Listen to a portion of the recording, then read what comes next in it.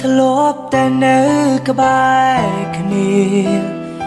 ตายเป็นนิ่งปรวลปลาย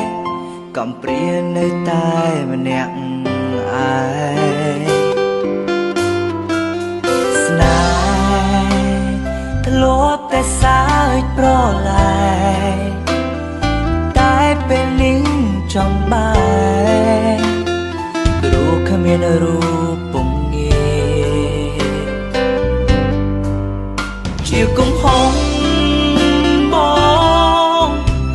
ដែលមិនខ្វល់ពីអូនតែពេលនេះទើបដឹងខ្លួនចង់ឲ្យអូនត្រឡប់វិញ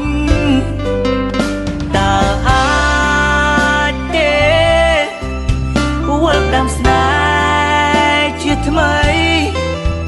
បងនឹងកែប្រែໄວៗធ្លាប់ធ្វើកុំដាក់ថ្លៃសន្យានឹងរូបស្រីមិនធ្វើឲ្យទឹកភ្នែកទៀតទេ